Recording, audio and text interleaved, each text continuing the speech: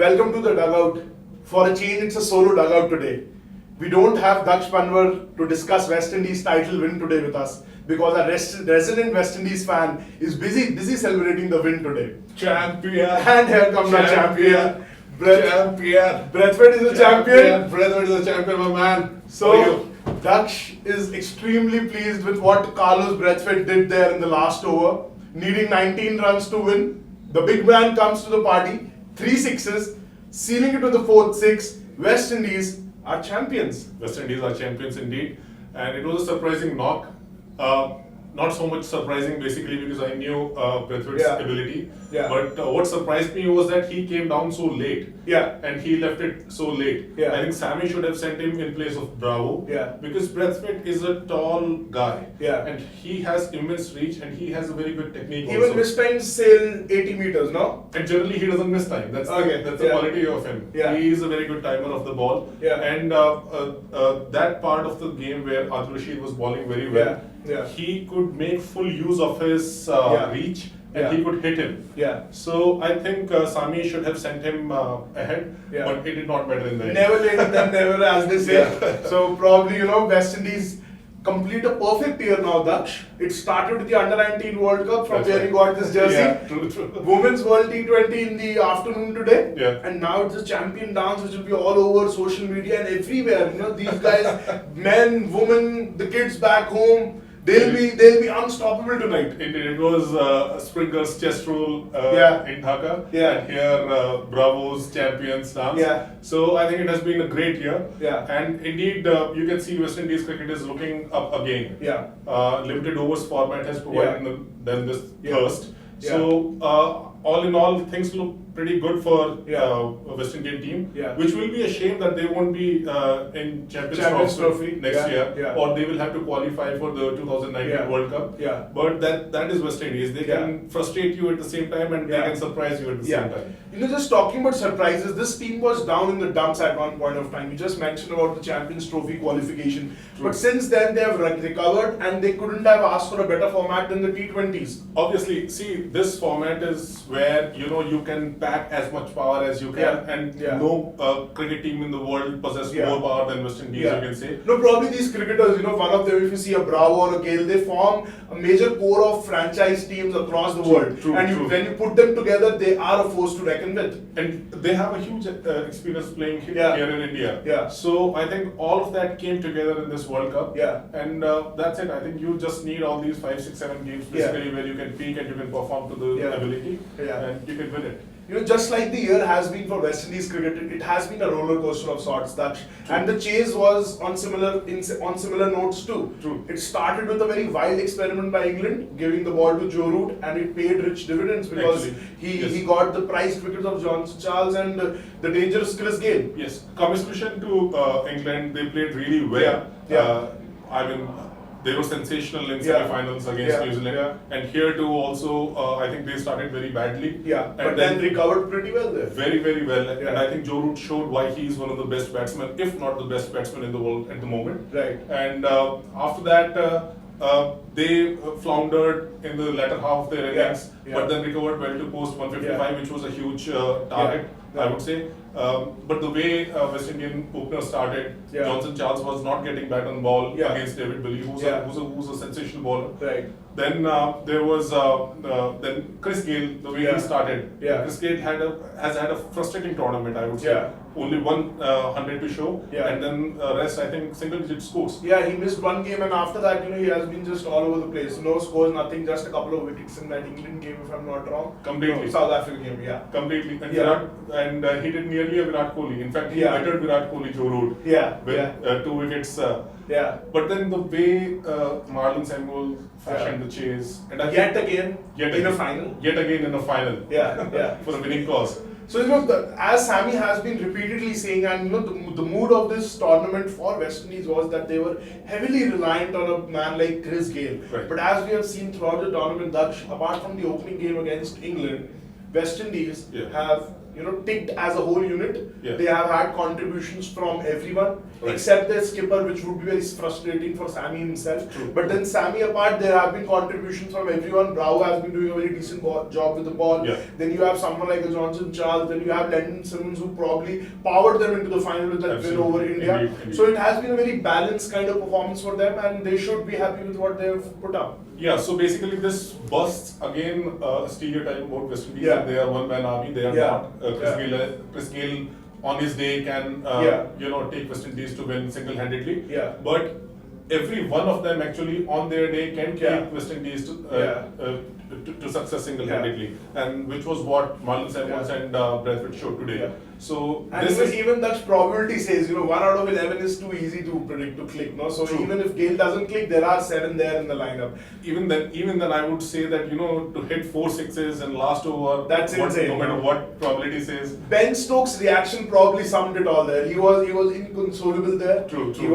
He was crestfallen in the center of the wicket. He had his his Right. hands on the heads.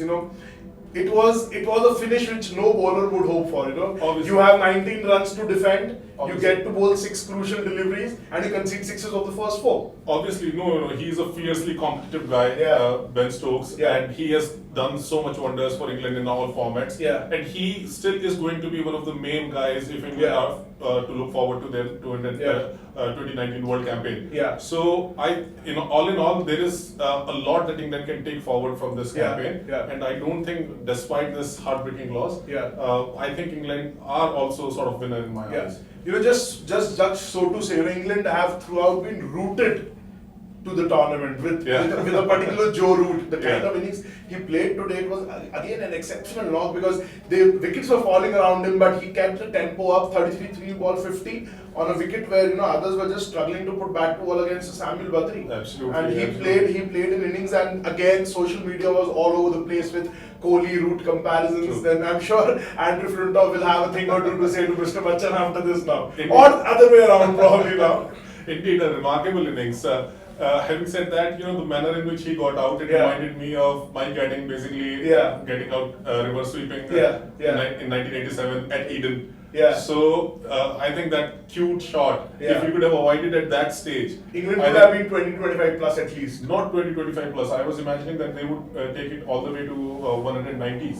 Which That would have been a yeah. huge total on this yeah. wicket. Indeed. That's just talking about West. We have all talked about West Indies batting all the way. They have power hitters. They don't even need someone like a Dinesh Ramdin because he was padded up. But we knew that there will be a Brathwaite coming in. You have a Russell, you have a Bravo. So no place for Ramdin, the batsman, because keeper is enough for him to do the job. Yeah. But what about the bowling attack? Samuel Badri, since he made his debut, has bowled all his overs in the power play. Most of the overs, he has started with the new ball, and he's picked about, I just heard from the commentary box, 23 wickets in the power play. Yeah. And again today, he bowled a brilliant spell, 2 for 16, 14 dot balls. That's right. So how much of a benefit has he given to the skipper? Because that gives you a lot of variety at the top of Immense attack. boost, actually immense boost. If you see England's early innings, they were Yeah. struggling. Yeah. And they were struggling because Samuel Badri was bowling so well. Yeah. And Yeah. then Badri was bowled out completely. Yeah. And Yeah. then England were on the ascendancy. Yeah. So, which is what shows how crucial Yeah. Badri is to this team. Yeah.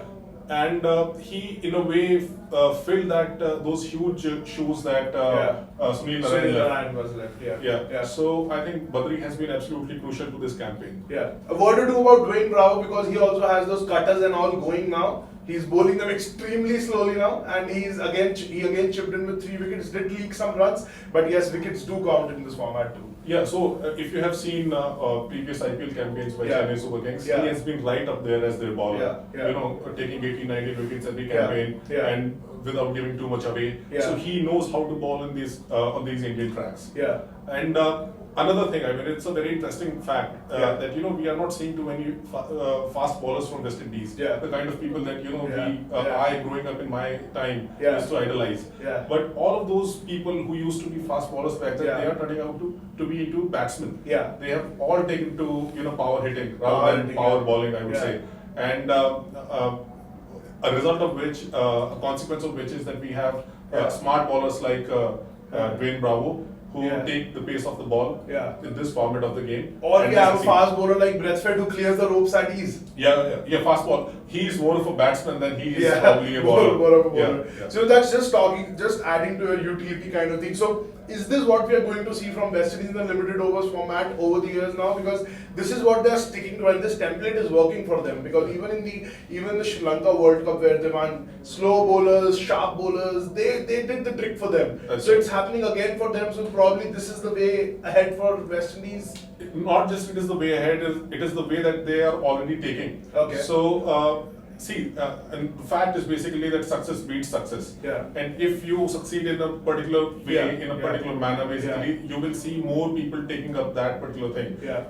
Same is the case with West Indies in here. You will see more power hitters coming out. Yeah. Earlier, we used to have one Chris Gale, for example. Yeah. Now it's a team of 11 Chris Gales. Right. I mean, how can you escape from that? Yeah. And it was remarkable that, I saw my hero, Curtly Ambrose, he was celebrating their win. Yeah. And I just could not help but think that if Ambrose was probably a youngster in Barbados or Kingston or Jamaica or wherever today, he would have probably taken up batting more than bowling. And this is, I'm talking about one of the all-time greats. Yeah. So this is a very interesting observation. That's because they were, so if you call Pakistan a factory of all-rounders, then these guys are the industrialists probably, to say the least. Yeah. So now them going towards the slow way, I think this is horses for courses now, because that's something which is very important in this format. And West Indies and England both show that you need to adapt well. Yeah. New Zealand also did to a certain extent. That's right. That's why they reached the last four. Yeah. But still, it was very surprising to see that, because the so-called termed and hyped group of death by even us, and none of the team reached the final from that group. Yeah, it was not a group of death as much as it was death of a group. Right. I would say no one survived from that group. Yeah. But that's the unpredictability of the format. Yeah. T20 is a format. Or probably adaptability of these two teams. Probably these two teams, you can say, were more adaptable. That's also true. Yeah. Having said that, because we did not face these teams in our group stages, we never really knew how good they are. And there's no recovery time in this format. Obviously, there's no recovery time. And they showed that they were absolute best. Yeah. So, the T20 season has just started.